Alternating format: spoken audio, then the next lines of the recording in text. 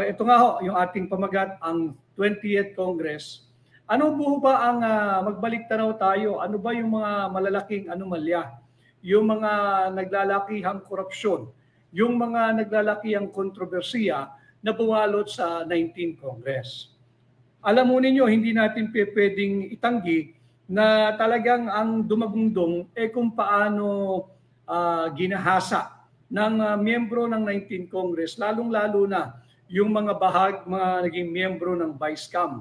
Yung Vice-Cam na nagsumite ng mga blankong Vice-Cam report at nauwi nga po yan sa illegal, invalid, immoral, unconstitutional 2025 national budget. Yan po yung napakalaking kontrobersiya na lumabas po nung naging bahagi ng 19th Congress. Hindi pa po tapos yan, sapagkat yung kaso ay nakabinbin po sa Korte Suprema. Wala pang katiyakan kung ito'y diringgin pa, wala na pong katiyakan kung ito ay magkakaroon pa ng oral argument, at inaabangan din po yung nauna pang kaso dito sa ating isinampa, kasama po si Congressman Sid Ungab ng 3rd District ng Davao City, ang napakahusay na kongresistang si Congressman Isidro Sid Ungab.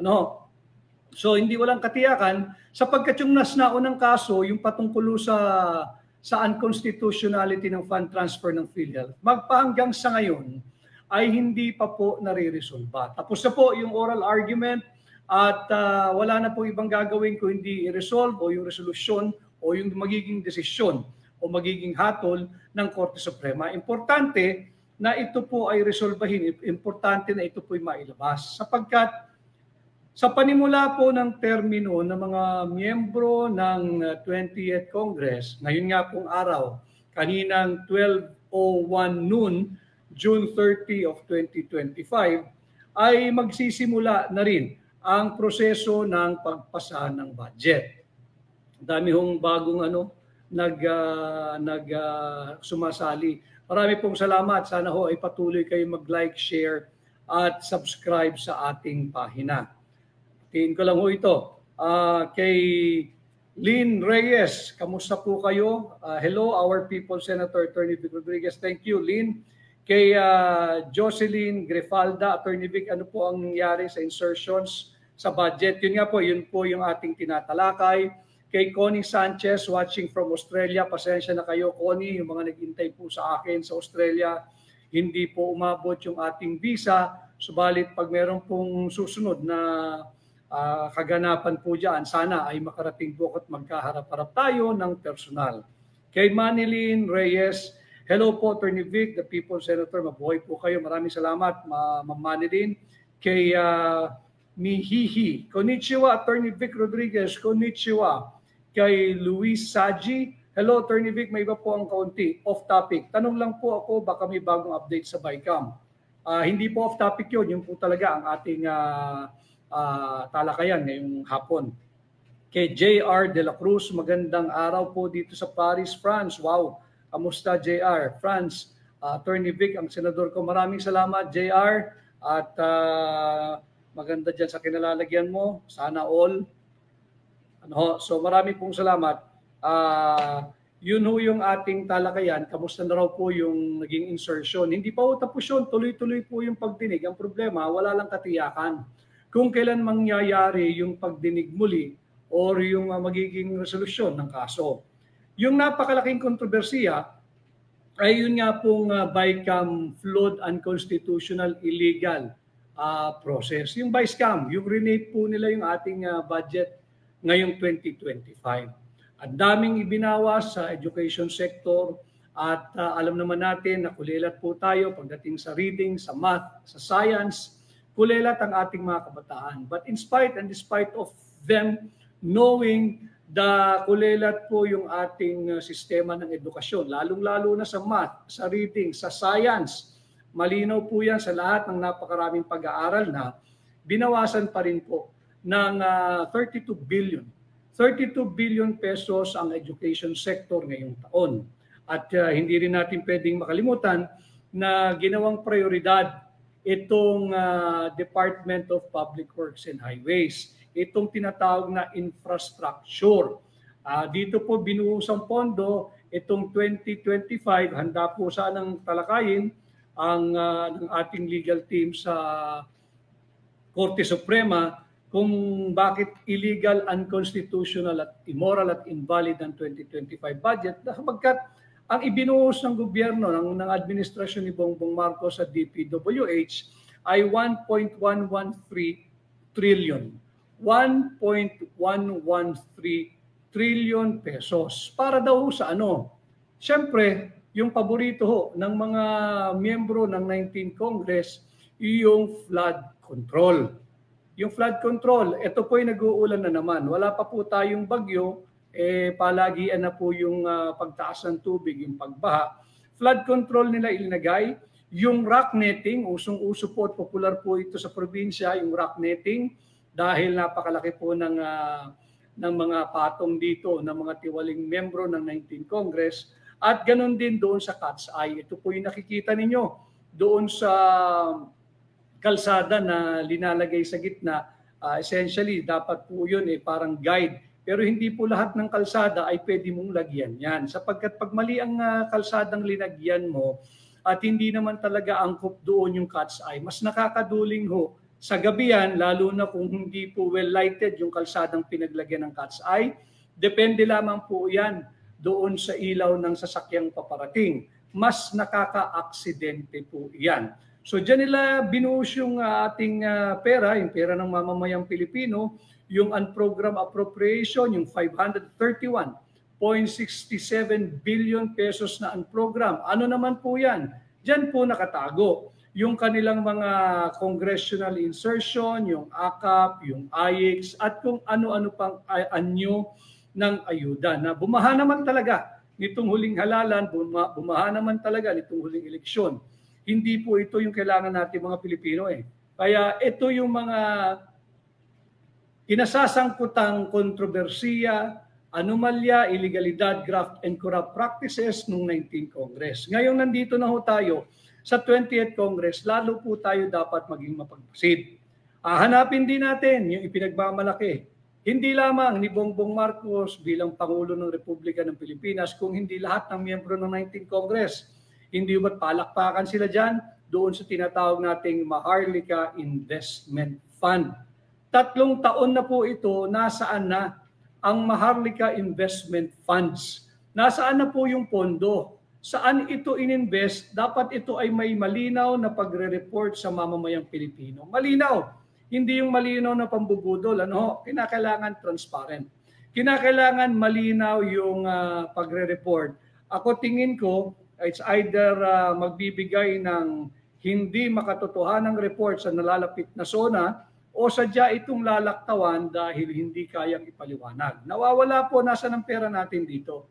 Remember, even the World Bank, yung IMF at yung World Bank nagsabi that the Philippine government sa ilalim ng Marcos Jr. administration ay dapat pong i-restore yung capital ng Land Bank of the Philippines at ng Development Bank of the Philippines na kinuhaan po nila at inilagak dyan sa Maharlika Investment Fund na pinagtangkaan pampakialaman yung GSIS, yung SSS. Alam mo ninyo, yung Maharlika Investment Fund hindi pa napapanahon. Ang gumagawa lamang po nito ay yung may excess or surplus funds, yung may sobrang pondo. Hindi po yung lubog sa utang kagaya nating mga Pilipino. Walang masamang for us to look forward that sometime soon in the future magkakaroon tayo ng sovereign wealth fund. But now is not yet the time simply because we do not have the capacity, we do not have the capability na magkaroon po tayo ng sovereign wealth fund. Yan po ang katotohanan at ito na nga po pinilit para lang magkaroon ng achievement, naglaglagay ng mga officials ang gobyerno sa Maharlika Investment Fund at napakalalaki ng mga sahod pero wala pong malinaw na direksyon at hanggang ngayon ay walang pagre-report sa mamamayang Pilipino. Saan nyo ba ginamit, inilagak, ininvest ang pera ng mamamayang Pilipino? Ang target po nila for the budget to ng 2026 next year, ito po yung halaga na kanilang tatalakayin ngayong 20th Congress.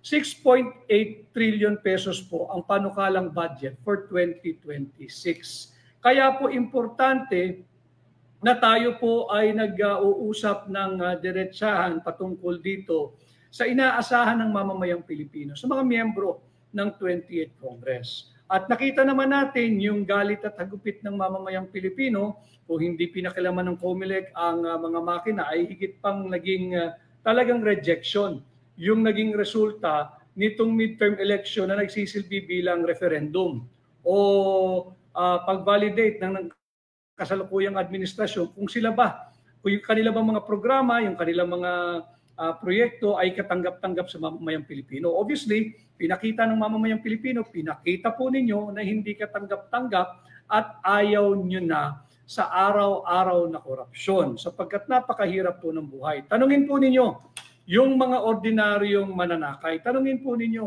yung mga ordinary and daily commuters. Tanungin ninyo kung gaano kahirap ang buhay. Ngayong araw ay nagpalabas po ng kautusan na nagkaroon ng dagdag sahod, 50 pesos sa dagdag sahod.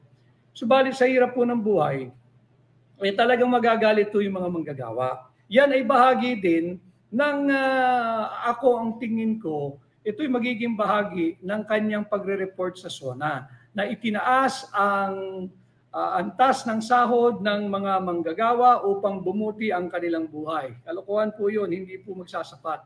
Ang bumubuti lang ng buhay ay yung mga miyembro ng 19th Congress. Kay Ali A. Lorena watching from UAE, kay Manolito Dodong Nainge. Attorney, please continue and never stop. Marami po kaming nagdarasal at sumusuporta sa laban ninyo at laban ng bayan. Ito po ay laban ninyo. Hindi ko lang po ito personal advocacy o personal na laban. Ito po ay laban ng bawat Pilipino sapagkat pera po natin ang ating pinag-uusapan dito at tayo ay yung ating advokasya, yung transparency, accountability, peace and security upang hindi na po muling magahasa ng ganun-ganun na lamang ang kaban ng bayan kagaya ng panggagahasa na nasaksihan natin sa mga miyembro ng 19th Congress, yung katatapos at kadaraan lamang na kongreso. Nakita natin na talagang winalang hiya po yung proseso, lalong-lalo na yung PAI-scam.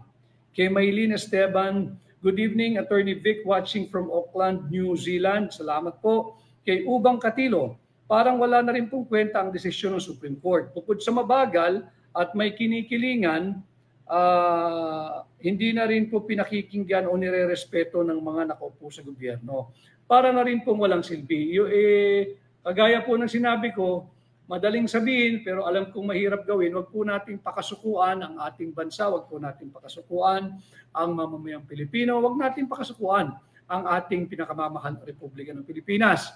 Tuloy lang po tayo sa ating pakikipaglaban, pakikibaka at nagbubunga naman.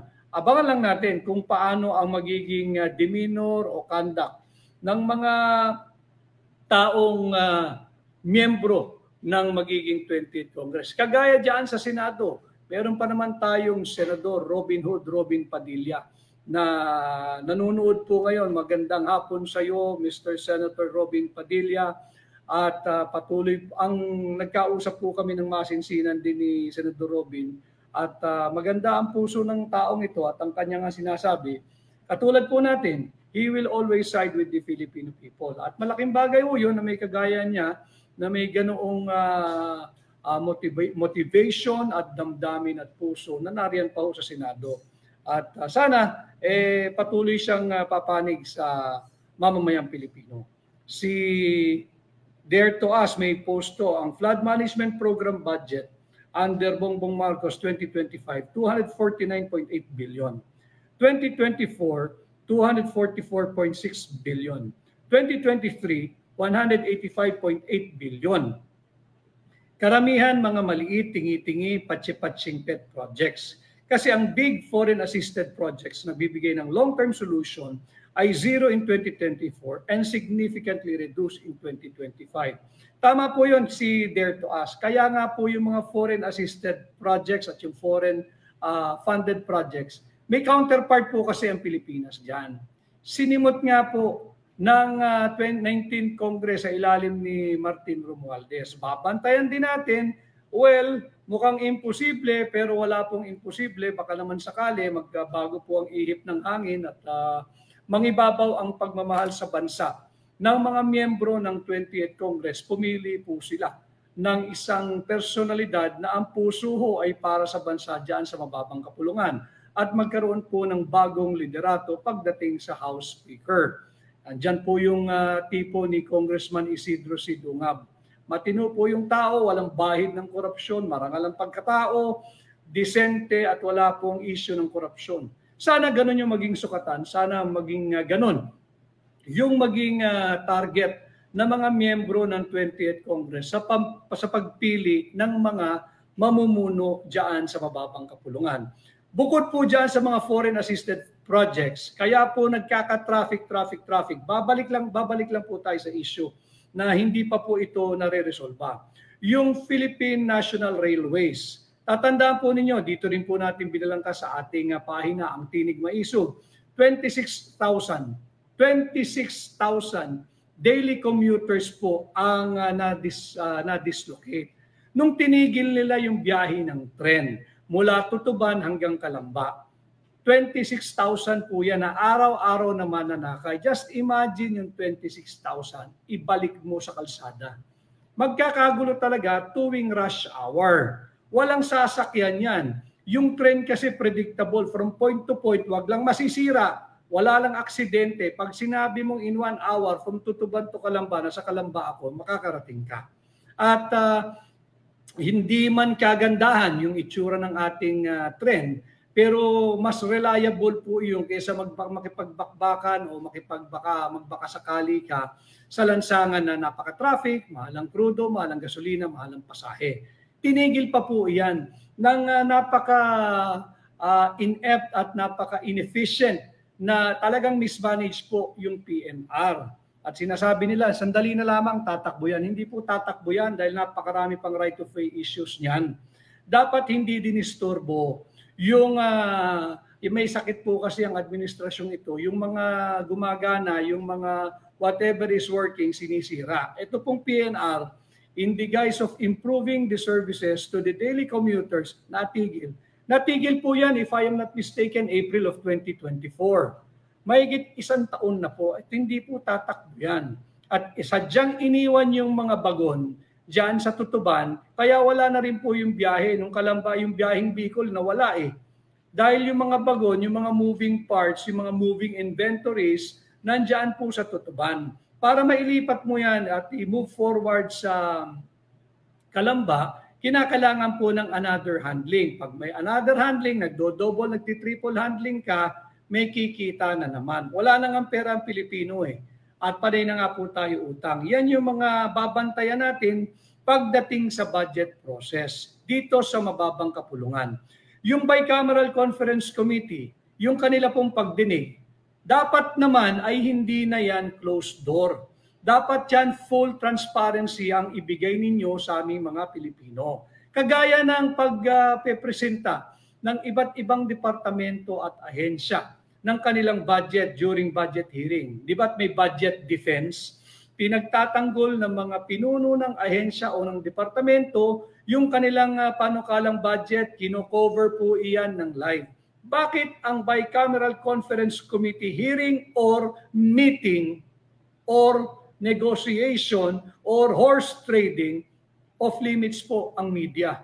Off limits po ang traditional media, off limits po ang mga miyembro ng social media. At higit sa lahat, wala pong access ang mamamayang Pilipino. Ito yung ating babantayan.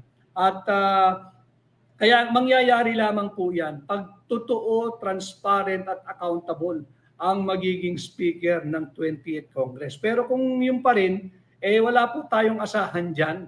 Wala tayong asahan dyan. Lahat po yung tinatawag nating lip service. Panay kwento na lamang po yan. Hindi po mangyayari na magkakaroon ng transparency pagdating ng budget process pag ito'y sumampa na sa Bicameral Conference Committee hearing.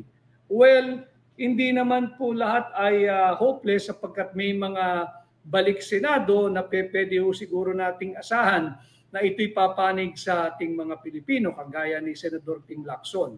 Of course, nandyan pa rin si Senador Robin Padilla.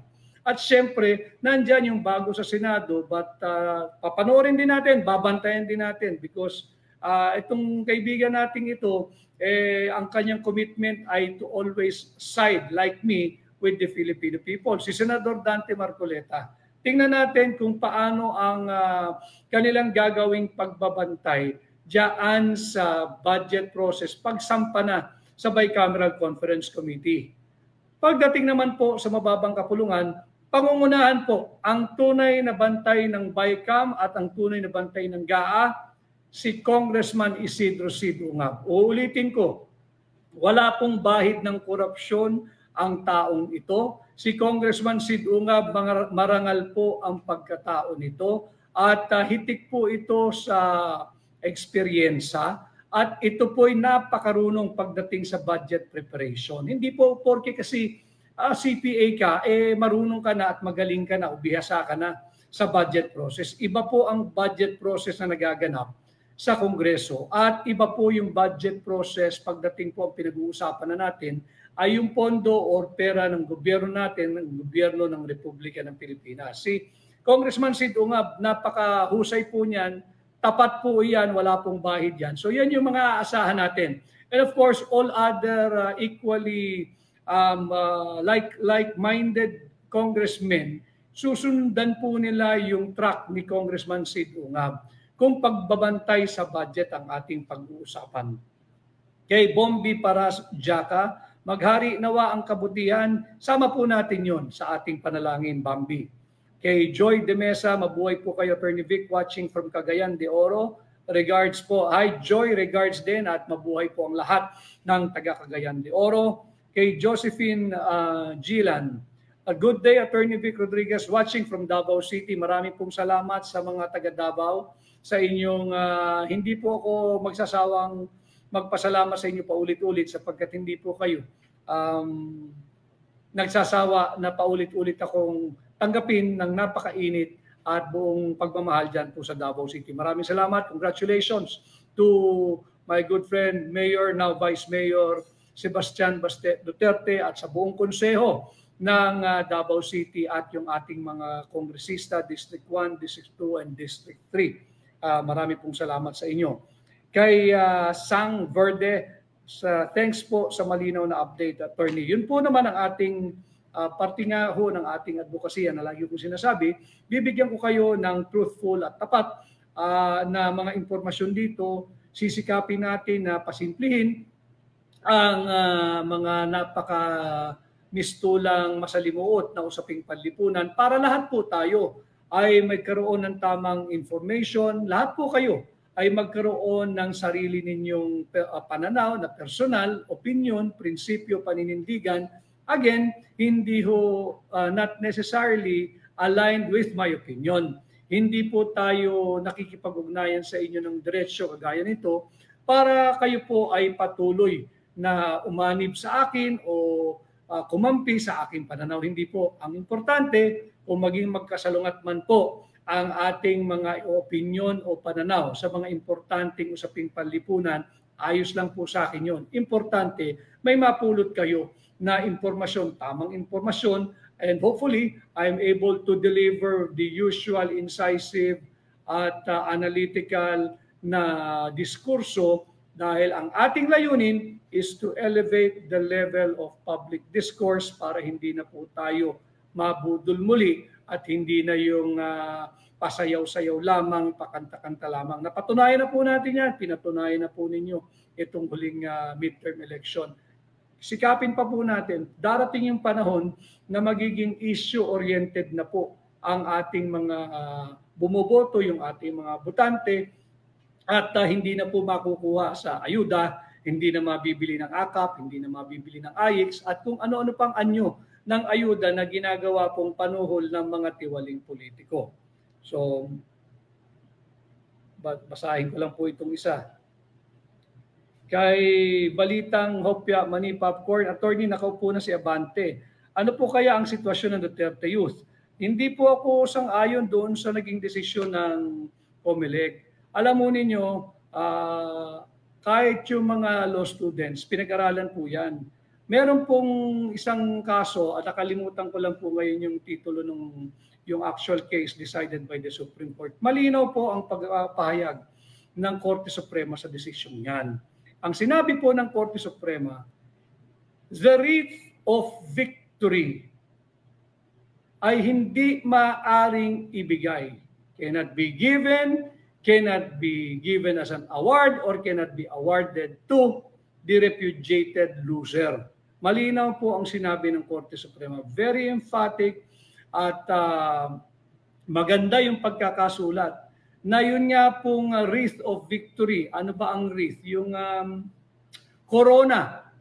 Yung corona ng tagumpay ay hindi mo kailanman maaring ibigay o ihandog o i-award sa isang malinaw na talo sa isang halalan.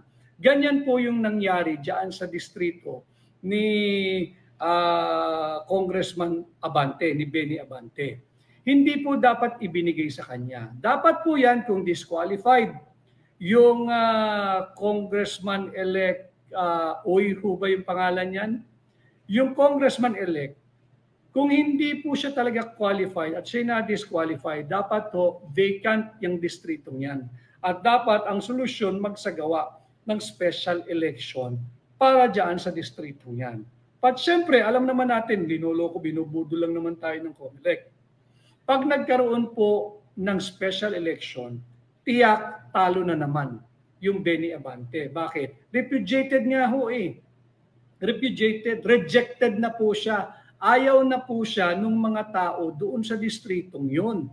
Kaya siya ay tinalo nung challenger. At sinasabi na para daw pong walang kalaban dahil kinansela yung kanyang certificate of candidacy. Naproklama po yung congressman. Oy, please correct me kung Oy yung pangalan ha. Naproklama siya, so congressman-elect na siya. Wala na po dapat jurisdiction pa ang COMELEC diyan. Dapat po habulin ni Congressman Benny Abante yung tumalo sa kanya diyan na sa House of Representatives Electoral Tribunal. Kasi congressman-elect na po, yun na proklama na eh. Miyembro na po siya supposedly ngayong kasisimula pa lamang na 28th Congress. So mali po yung pagpapaupo ng COMELEC kay Benny Abante. Hindi po maaring ibigay. Joey Uy, maraming salamat at finid po sa atin ang pangalan ni Congressman-elect Joey Uy.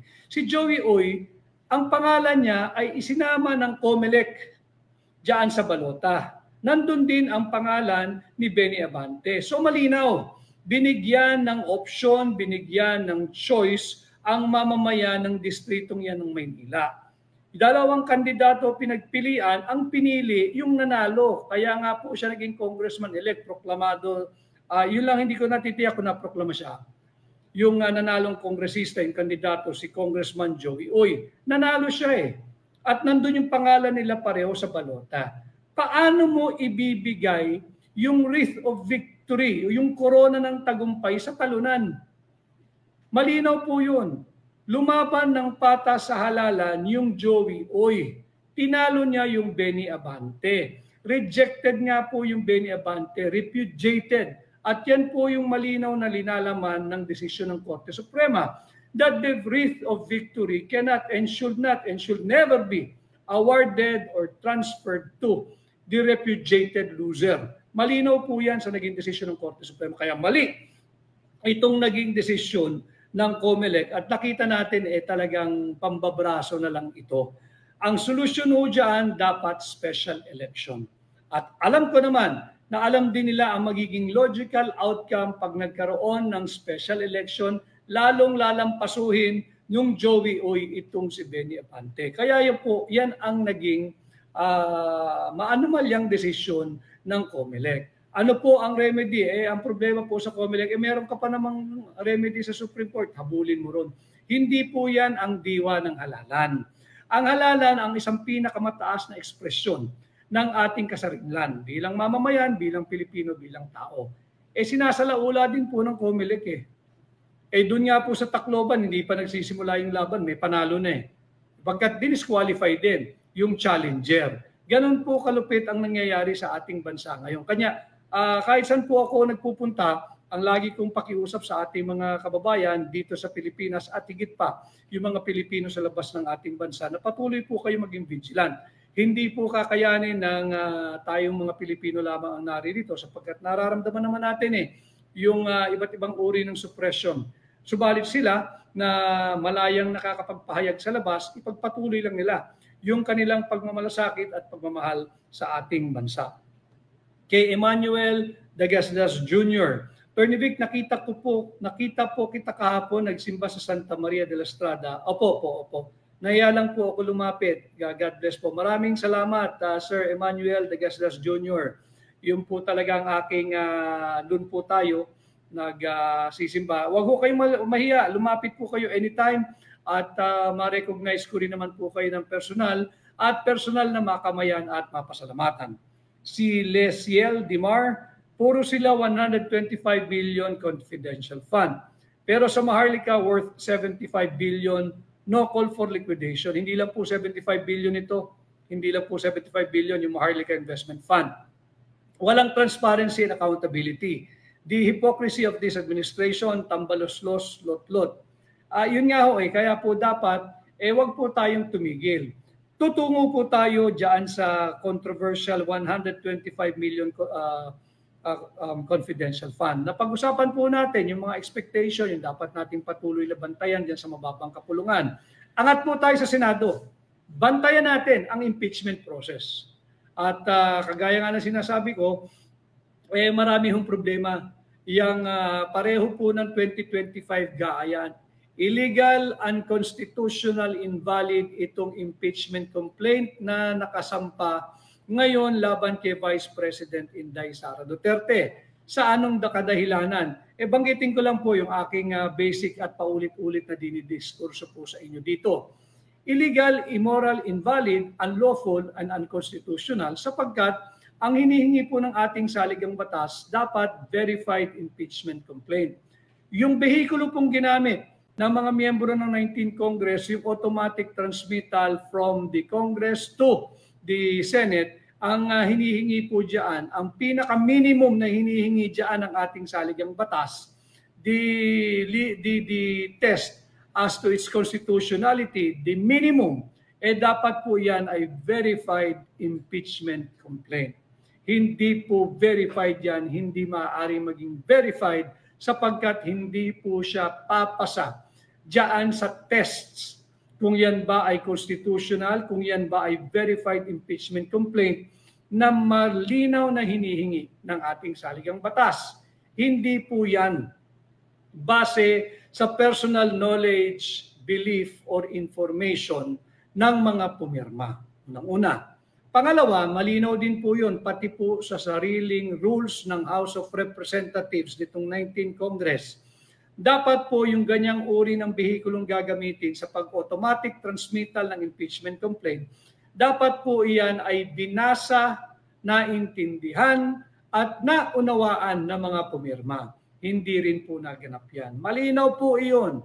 Sabi ko nga ho, kung sila'y nag-convene ng alas 10 ng umaga, natapos ito ng mga 4:30 sapagkat pinaspas pa po yan, kinakailangan umabot sa Senado, paano po makakapirma yung 215 initially congressmen sa loob ng 6 na oras. Wala pong recess, wala pong break, lunch break, number 2 break, number 1 break, o ano-anong break, wala pong break. Hindi po kayang intindihin sa loob ng 6 na oras ng 215 congressmen ang impeachment na yan na inihain laban kay Vice President Inday Sara Duterte. Pangalawa, bawal po yung pagtatransmit ng impeachment complaint number 4 sapagkat meron pong impeachment complaint na nauna, impeachment complaint 1, 2, and 3. Lahat po yun ay tinanggap, lahat po yun ay umabot sa Kongreso at yun po ay hindi rinisolba ng mga miyembro ng mababang kapulungan. Pinag-initan nila yung impeachment complaint number 4 at yun po yung automatically transmitted sa Senado. Na ngayon po ay didinggin na ng Senado. I think magbubukas din sila as an impeachment court sometime July pagkatapos po ng SONA. So yan po yung babantayan naman natin pagdating po sa Senado. Yung of course, pagdating din po ng Bicameral Conference Committee, pagdating po sa budget process. Pero yun nga ho, may mga balik Senado na maaalam po sa pagdating sa budget process. Nariyan po, dating Senate President po ito, si Senador Tito Soto. Siguro naman hindi lulusot sa kanya yung ganitong uri ng panggagahasa sa ating kaban ng bayan.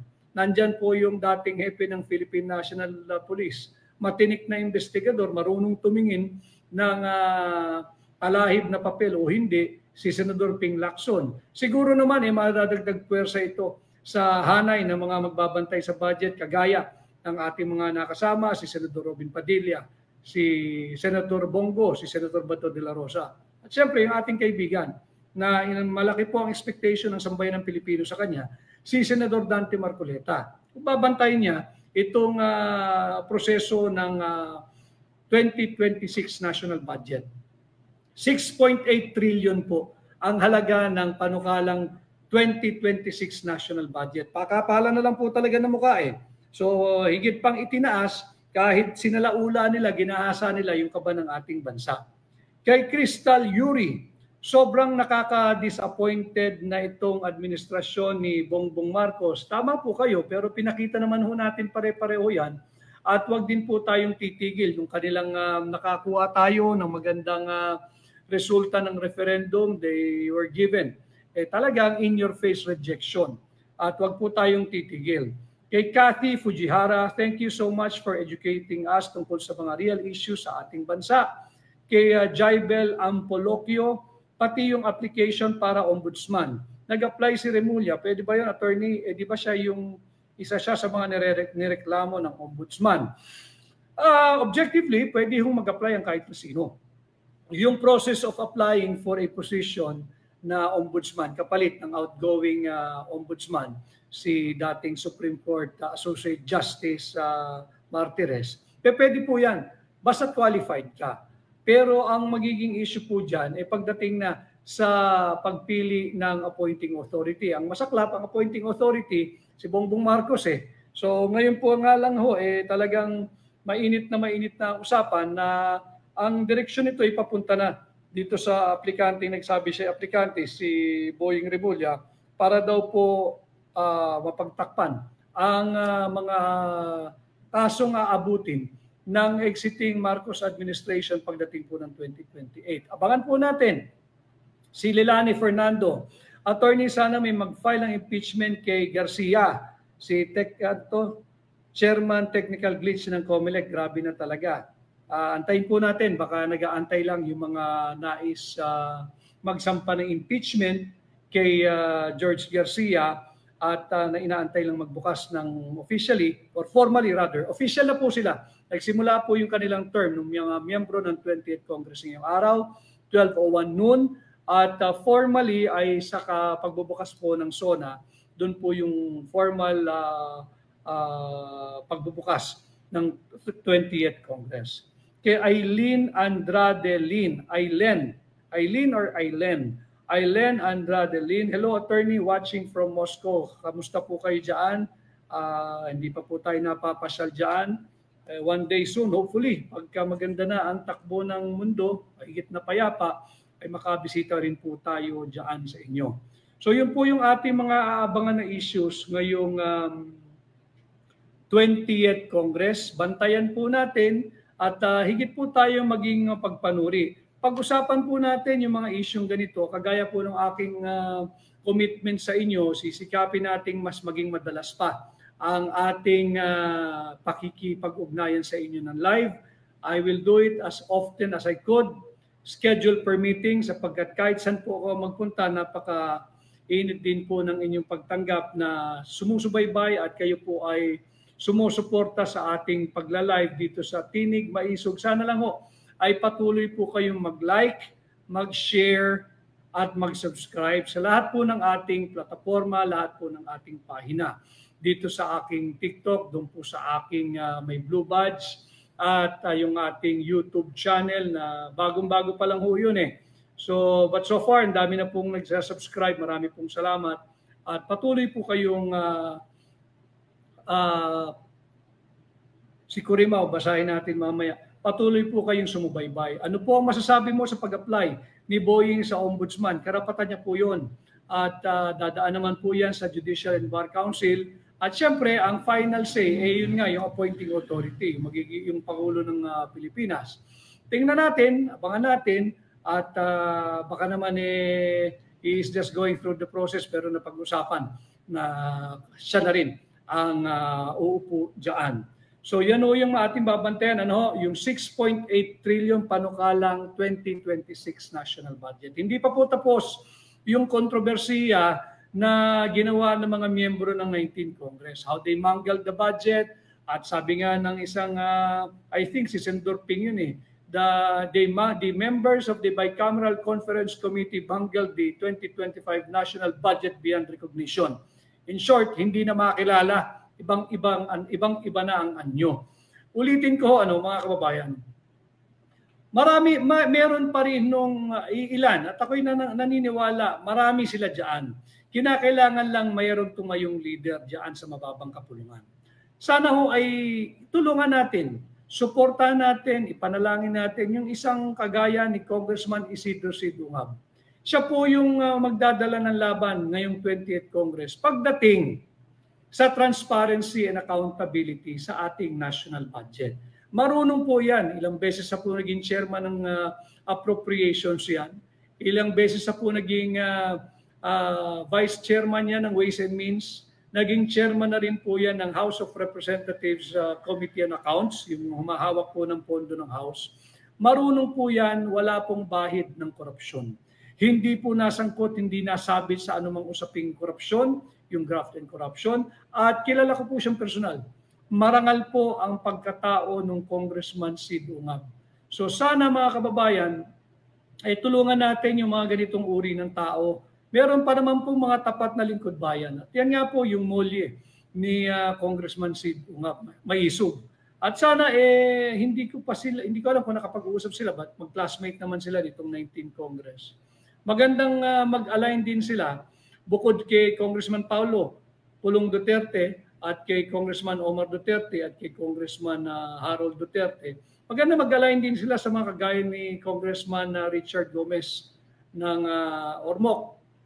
Sana ay mag-align sila at hindi para maging politically aligned, kundi aligned para protektahan ang interes nating mga Pilipino, aligned para bantayan ang kaban ng bansa, at aligned para idepensa ang kalayaan ng ating bansa mula sa mga korap na politiko na napakarami naman talaga diyan sa mababang kapulungan. Again, hopeful tayo, kaya natin tinalakay itong ating titulo simula ng 20th Congress sapagkat hopeful tayo na magiging iba na ang direksyon ng 20th Congress. Hindi na ito kasing abuso o abusado ng 19th Congress at hindi na ito kagaya ng 19th Congress na talagang siksik-liglig umaapaw ang korupsyon. Hanggang tenga nila, lumalabas na yung korupsyon, yung pera ng mamamayang Pilipino.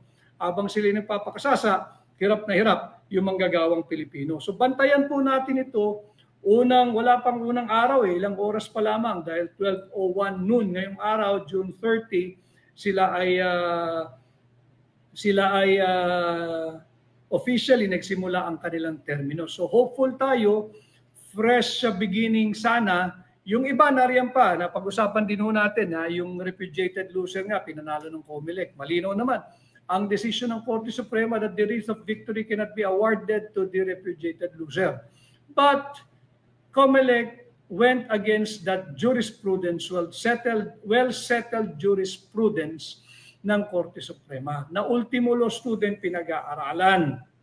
Wala na pong dapat jurisdiction si COMELEC dyan. Ang may jurisdiction na yung HRET. At di kaya ay ginawa na lang special election. Pero alam nga ho natin ang mangyayari.